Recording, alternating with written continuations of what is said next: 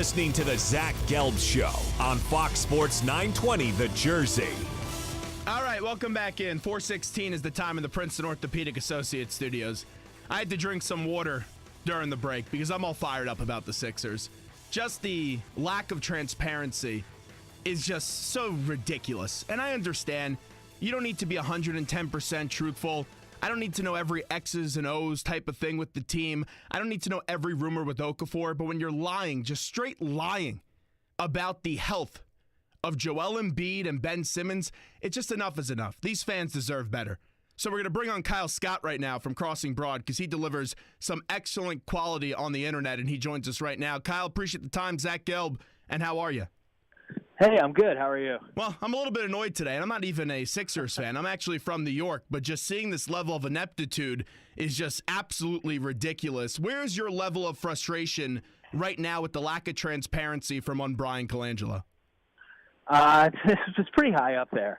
Like, I'm not a big hot take guy, and usually try to be somewhat reasoned when it comes to these teams are a business and stuff like that, and I don't always think they're out to get the fans, and sometimes we overreact on that stuff. But I mean, there's really just no other way to look at it here, and that they are just less than truthful. And this isn't just it's not a recent thing. It's not just a Brian Colangelo thing. This happened with Joel Embiid's injury a couple of summers ago, and that was when Sam Hinkie was here. And it happened with Andrew Bynum, and that was when Tony DeLeo was the GM. So this is more of a pattern under the current ownership group of Joshua Harris than I think it is just Colangelo. That's the frustrating part. There's a pattern of this. And I still think the Sixers are moving in the right direction. There's a difference if you trust them and then if you also believe they're moving in the right direction. But I just really feel bad for the fans right now because I went to Temple. I've been living in Philadelphia for the last 5 years, so I've seen this entire process. And the fans have had to see some garbage basketball for the last few years. I feel like they're at least obligated, the Sixers, to at least be truthful with the fans just because of all what they've been through the last few years. Yeah, totally. And it's funny because a lot of the energy surrounding the team is almost in spite of the management group. A lot of it was very, very organic, as being here. I mean, it was really born out of guys online and guys on podcasts, like really buying into what Sam Hinkie was doing, and most of their of the upside of what they're doing right now kind of stems back to Hinkie. So the Sixers kind of fell backwards into this positive, vibe, but they keep, it's like they're working against that every single time. And they do owe it to the fans. And I know sometimes we're easy to be like, okay, well, they should do this for the fans. They shouldn't raise ticket prices. And, sometimes we go overboard with that stuff. But in this case, it's like, look, clearly they have been holding back injury news on multiple occasions, and the common denominator is they want to sell more tickets. They want to fill the seats for the remainder of this year and sell season tickets. And that is such a short-sighted view. Like the very small amount of money that they're going to get by selling a few extra tickets for games this year compared to the negative backlash they can get is, it's not worth it. It's really not. And I'm shocked that they would do that. I think the ticket thing is an excellent point, and we talked about this earlier in the week with Mike Sealski. And really, the thing that convinced me about the whole ticket and the impact of tickets, and maybe that's why they're not being transparent, is just the way they have worded the Joel Embiid injury. I don't understand what a minor tear is, Kyle. Yeah, and the interesting thing is, it's like, what, if you're going to, they call it a minor tear. Before that, it was a bone bruise, and they're only admitting to the tear now because Derek Bodner reported it last week or earlier this week. It's like we understand if they want to kind of keep tanking just to get. This is a really good draft, and they can wind up with 2 lottery picks. They can wind up with 2 top 6 picks if all shakes out right. So fans are understanding, look, if you just want to kind of bottom out again, and that's fine. Obviously, you can't come out and say that, but what you can come out and say, if you plan on sitting a guy, is yeah, he's hurt worse than we thought, it's going to be 4 to 6 weeks, and not try and just there were rumors, and our site was partly responsible for this. There was a lot of signs people thought Ben Simmons might come back on the 24th, first game after the break, and the Sixers did nothing to quell that craziness because in fact, they raised ticket prices for that game, and knowing full well he wasn't going to play, and that probably Embiid wasn't going to be back. That's the messed up part. Yesterday, pretty much, and I thought it was before yesterday. I didn't think we were going to see Simmons this year. About a few weeks ago, I started thinking that. So I don't think we're going to see Simmons again, and especially with the news that we found out yesterday. How about Embiid? Do you think Embiid will be back this year? It sounds like they're like both of them. They expect to get on the court. Definitely more Embiid than Simmons. With the news yesterday, I'm beginning to think Simmons isn't going to happen at all this season either. But I think Embiid's going to be there. All signs are that this injury was a little worse than they let on, but it's not super serious. And I think Embiid said yesterday that he still wants to try and get in back-to-back games before this season's over. So that's a good sign. But again, nothing would surprise me. Like with this team, it's kind of like the significant other that just always let you down before you finally had enough. Like it's just everything they're saying is like you want to be like, oh yeah, this is great, but I'm not shocked at all if neither guy steps on the court again this season. Kyle Scott with us right now on the Zach Gelb Show, Fox Sports 920 The Jersey. You hear a lot of different tones from Brian Colangelo and Brett Brown. Down deep, how do you think the synergy is between those two? It's really hard to tell because Colangelo doesn't talk that much. Brett Brown seems like a super honest and forthcoming guy in all of his press conferences. And, there were kind of rumors about him and Hinkie because, they were really bottoming out and asking a lot of Brett Brown. And, I'm not sure how many of those were even founded. It seemed like they had a pretty good respect for one another. So I don't know about the two of them. I mean, it's hard to not feel for Brett Brown because he's got a coach. They were finally starting to turn a corner, and now it looks like they're just kind of going to coast into the off season again. And credit to that guy because he's done a lot with a very little this season, and he's been, if you think the fans have been through this is a guy who's had to travel with the team and live with that team for the last 3 years, day in and day out. So I don't know about him and Colangelo, but Brett Brown's the one guy on this who sort of escapes the criticism, I think. Kyle Scott with us right now. Our license to serve is Trenton, and we'll never get Governor Christie on for some reason. I don't know why. We ask him all the time to come on, and he never returns any of our requests. You always get the email when you send it out, oh, we'll get back to you as soon as possible, and you never hear back. I will preface it. I am a New Yorker, and I am a Mets fan, but I've been to Citizens Bank many times, and I've always had a nice time in that ballpark, and the Philly fans have always been very kind to me. Just how about this bloviating dope Christie, who calls everyone in Philadelphia angry, awful people? Well, I'm glad you guys feel that way too. It's been a rough 6 months for Christie. I find most of his fan trash talking pretty funny. I think in the beginning it seemed that like good natured or at least kind of all in good fun. But then he's done this with Eagles fans. He's doing it with Phillies fans now. He's still the governor of New Jersey, and half of his constituents, if they're sports fans, would be Eagle, or on the Philadelphia side of things. That is what blows my mind. And his criticism, it's not even just Phillies fans are the worst. He's criticizing the people of Philadelphia, calling them awful people, calling Phillies fans awful people. A lot of those people live in his state. I know, it's a lame duck term and stuff like that, but it's it just blows my mind that a governor would criticize his own people. Ed Rendell used to be on it, is still on the Eagles postgame show around here, and he might have fun with people from Pittsburgh, but he would never say that sort of stuff. You're exactly right, and it's funny because I drive through Philadelphia and South Jersey every day, and I meet a lot of pleasant people, and I hate the generalization that he used. Obviously, when you go to a sporting event, you always have a few nuts, but with Christie, it is the part that I can't even. When I was driving today, I go, imagine if I was someone from South Jersey that voted for Christie, and then just because he's trying to get a big radio gig in New York, now he's telling me I'm an angry, awful person. It's just he's such a phony. That's what it is, really, Kyle. Yeah, and even if it was even if it was true, look, we could be rough around here, and sure, I'm not trying to. Painting people with a brush like that is unfair in any case. But even if it was something to it, these again, they're your constituents. It's just goofy. It's just weird. And I guess I didn't know if he was trying to get a job up there. I know he's been on the radio quite a bit lately up there and does all that stuff. So more power to him. He'll fit in perfectly with some of the yappers up there. Yeah, but here's the thing. You got to say something more than just Philadelphia sucks if you're going to want to make it in this industry, and that's the only thing he's ever said. Yeah, well, that's fair too.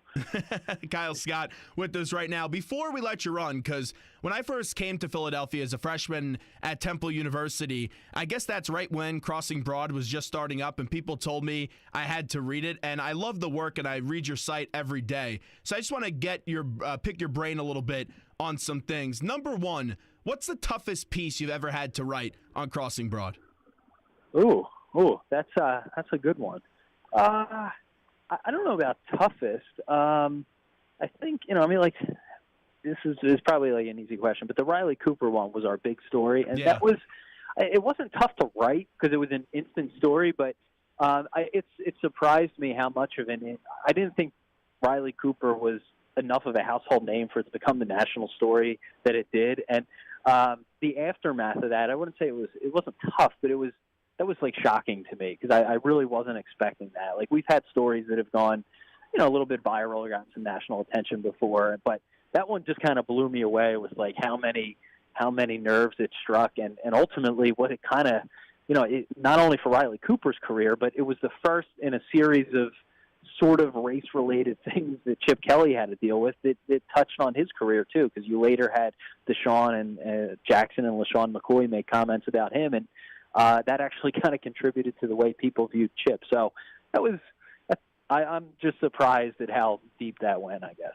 And the Riley Cooper thing, like, you have to post that. Like you got that video, and obviously you have to post it.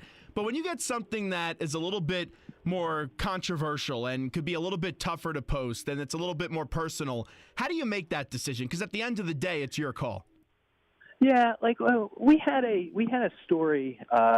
Maybe it was the same year, and like this was the sort of thing we were doing a lot of then. It was a puck bunny for lack of a better phrase, a girl who went to the NHL draft, basically slept her way through the NHL draft weekend with like not the entire, but like a good number of players in the first round. And she, for some reason, wanted to tell this story, was like proud of it, and sent us pictures to prove it, sent us her passes, like shots from the hotel room, screenshots of text messages. And it was a tremendous story. And I knew, I'm like, man, she's going to regret this. And I told her up front, I'm like, hey, look, you sure you want this attention? Like, this isn't a great look. And like, those are the sorts of stories I'm like, do I want to do this? It's an interesting story. I know people will be interested in it. It's kind of a fascinating tale, but it's not going to be good for the person, for the subject. And I told her that, and she was all for it. And then, sure enough, after 12 hours of the story being up, she was like, can you take it down? And I'm like, no. So I'm like, sorry. That's, I'm sorry. Like, that's not the way it works. Like, you run it by you at first, but, I spent the better part of 2 days on it. I can't just, throw away that sort of work, because you had to change your heart. So that stuff is, that's when you kind of get in the weeds and try and make your ethical calculations. And I'm not sure if mine was right or wrong there, but it was a good story. Are you married? Yeah, married with a kid. In fact, they're in the car. I had to pull over. We were stuck in traffic, so we didn't get to where we were going. So I'm standing outside a shopping center while they're sitting in the car. So what does your wife think of the site? She's fine with it. I started it right around when I met her about 6 or 7 years ago, and she was kind of all for it then. So from the very beginning, she kind of knew what it was and what it did, and it's been successful. So that has certainly helped her acceptance of it. But yeah, for the most part, she doesn't bat an eye too much. Every now and then, there's a story that might come up at the dinner table, but for the most part, she gets it. And she runs our apparel. She handles all our apparel stuff, so she's now kind of a part of it. Oh, nice. Wrapping up with Kyle Scott right now on the Zach Gelb Show. We want to get him back to his family, and so they can eventually get to whatever destination they're going in that car of theirs. Don't worry about it. With the traffic here, we may never get there at this rate. Just talking about your site, I love the Radio Wars stuff, and I get it. I'm only 22 years old, and I'm very new to this business, but a lot of people, they don't like your type of sites in our business because sometimes they attack them, but I think you do a very fair job.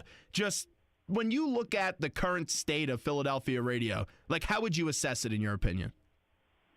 I would say it's in transition. It really is. Like, I think both of the stations, and I assume it's okay to name them here. Oh yeah, competition. But go ahead. But WIP, which is kind of the incumbent and one of the most famous sports talk radio stations in the country, and 97.5, and both of them are in sort of a weird spot where there's like each has its one marquee host, one in the afternoon, one in the morning on the respective stations, and then other than that, it's just been a lot of turmoil over the last few years. No consistent shows, no guys that really like jump out at you as being stars in the industry, and both stations have been sold or merged with other companies over the last year. And there's definitely been some cost cutting. So it's a lot of uncertainty. And, I just think people around here at times, tend to get a little bit tired of it. And part of that is because sports have been so bad that there's really not that much to talk about all the time. But the other part is there's really nothing that stands out. So I think it's a weird time. It'll be interesting to see in a couple of years, like how it shakes out, which guys wind up being full-time hosts, and what kind of new up-and-coming hosts or formats the stations try to kind of keep up with the tide of things. To you, best host in Philadelphia right now is who? He gets a lot of it, but I think Mike Missinelli is a really good sports talk radio host. As a person, he's an interesting guy, but I think for what he does, he's able to generate conversation. He's actually a pretty smart guy, so he's able to. He's really tough to win an argument against him, even with a guest. He's really good at that, and he's really good at kind of fanning the flames of calls, whether or not that's your preferred format. But as far as a sports talk radio host, I think he does a pretty good job. And now, because my dad worked in radio, he was the first producer of Mike and the Mad Dog, so I've got to see really the industry. When I was born, I was basically born right into a radio station, so I've seen the industry from basically when I was like 6, 7 years old, and that's when I really got my interest in radio. But now it's crazier than ever because everyone has Twitter. People could get access to the host 24/7, and everyone has a platform to have an opinion. And you have sites like yours, and also we're having Phil Mushnick on later, who's a big media critic up in New York. Let's say when you write something controversial about a host, do you get a lot of times when that host would reach out to you, and how do you handle that backlash kind of situation? Yeah, it's gotten to the point as the site has gotten more popular. I've been, I guess, you could say more responsible about the sorts of shots we take, and I try to be a little bit more measured or considerate when I really go in on someone. Not that we won't do that, but you try and be more fair with that stuff. Now that once you start realizing that people not only read it, but in some cases had guys find out about their demotion from the site. So I'd say usually when I go in on someone, it's fair, and if they have something to say to me, that's usually what I'll say. I'll be like, hey, I think I laid it out fairly, and the critique, our tone is meant to be an entertaining style, and we kind of frame the radio wars as like they're this great epic battle or something. But the critiques in there, I think, are always usually pretty fair, and I'll tell someone that. And for the most part, they wind up respecting it. Or you might go back and forth in email a little bit, and then kind of forget about it a few weeks later, because it's such a small industry that there's been cases where I've been on TV shows with guys like Mike Missinelli and then criticized them on the website. So it's a weird it's sort of a weird little place to be in. Kyle, appreciate the time. This is a lot of fun. We'll look forward to getting you on again real soon. Thank you, Kyle. All right, you're welcome. No problem.